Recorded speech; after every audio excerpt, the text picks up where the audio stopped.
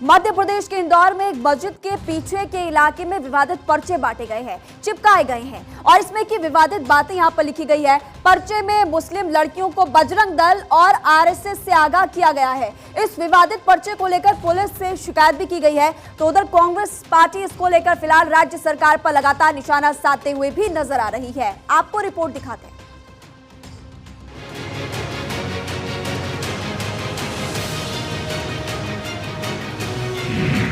इंदौर में लगे पर्चे, किस बात के हैं चर्चे? किसने रची ये साजिश, किसका है ये प्लान? मध्य प्रदेश में कौन चाहता धर्म संग्राम? नफरती पर्चे के पीछे कौन? मध्य प्रदेश में अछूती आतंकियों के गिरफ्तार होने के बाद लव जिहाद का चिन्ह बाहर आया था, जिसके बाद प्रदेश में इस बारे में चर्चा हुई कि कैसे मुस्लिम युवक हिंदू लड़कियों को बरगलाकर धर्मांतरण की आग में धकेल रहे हैं। इस बीच इंदौर में कुछ विवादित पर्चे चिपकाए गए हैं, जिसमें दावा किया गया है कि आरएसएस और बजरंग दल मिलकर भगवा ट्रैप कर रहे हैं।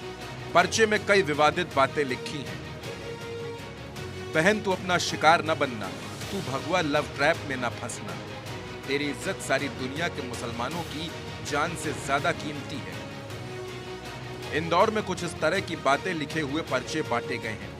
इसमें बजरंग दल और आरएसएस पर लड़कियों के धर्म बदलवाने का आरोप लगाया गया है। भगवा लव ट्रैप के जिक्र वाले इस पर्चे को लेकर एक महिला ने 8 से 10 अज्ञात मुस्लिम युवकों की शिकायत पुलिस से की है।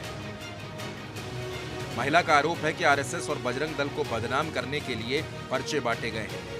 जानकारी के मुताबिक मंगलवार रात शारदा टिकलिया नाम की महिला हिंदू संगठन के लोगों के साथ पर्चा लेकर रावजी बाजार थाने पहुंची।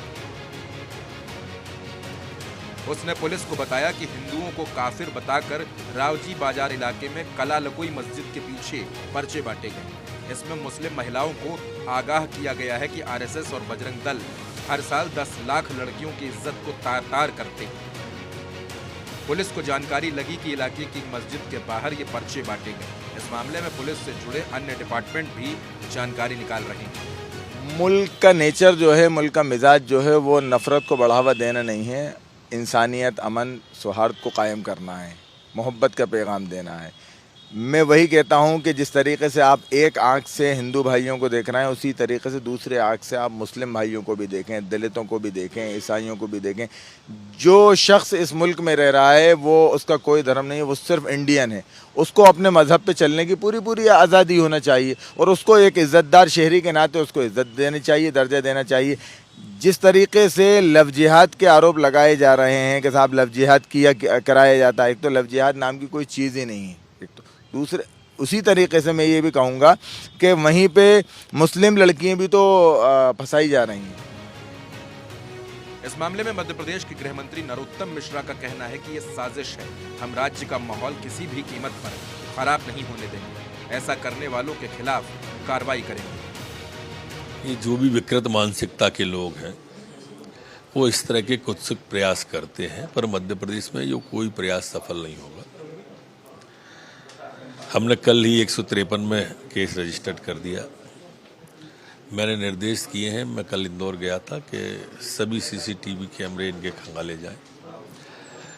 ये कौन विकृत मानसिकता का व्यक्ति पहले भी ये व्हाट्सएप पे चलाया था और उसके बाद ऐसे बांटे, और जैसे ही इसमें पता चलता है सख्त कार्रवाई होगी, कड़ी कार्रवाई। वहीं कांग्रेस इस पूरी घटना को बीजेपी का चुनावी हथकंडा बता रही है और इसे सरकार की नाकामी करार दे रही है। मध्य प्रदेश में जिस तरह से लव जिहाद और भगवा ट्रैप की ये कहानी चल रही है, उसके बाद सियासी पारा गर्म है। अब देखना दिलचस्प होगा कि आगे दोनों ही कहानियां क्या मोड़ लेती हैं। धुआं है तो कहीं ना कहीं आग भी होगी, और वैसे भी सबको सौहार्द के साथ रहना चाहिए। चाहे लव जिहाद की बात हो या भगवा लव ट्रैप की बात हो, इन दोनों से बचना चाहिए और सरकार को दोनों पर कदम उठाना चाहिए। वहीं गृह मंत्री ये कहते नजर आते हैं कि ये सब षड्यंत्र है और जो भी षड्यंत्र कर रहा है उसके खिलाफ कड़ी कार्रवाई की जाएगी। कांग्रेस पार्टी को बैठे बैठाए मुद्दा मिल गया है गृह मंत्री को घेरने का, लेकिन असलियत यह है कि अगर इन दोनों मुद्दों में कहीं भी कोई सच्चाई है तो उस पर कार्रवाई होनी चाहिए। नहीं तो जो लोग हेटरेट की जो पूरी कार्रवाई अंजाम दे रहे हैं, चाहे लव जिहाद के नाम पर या भगवा लव अफेयर के नाम पर या ट्रैप के नाम पर, उन पर कड़ी कार्रवाई होना चाहिए, क्योंकि इसी से प्रदेश की फिजा बनती बिगड़ती नजर आएगी और चुनावी समय में फिजा बिगड़ने में समय नहीं लगता है। कैमरा पर्सन आशु के साथ अखिलेश सोलंकी, भारत 24, भोपाल।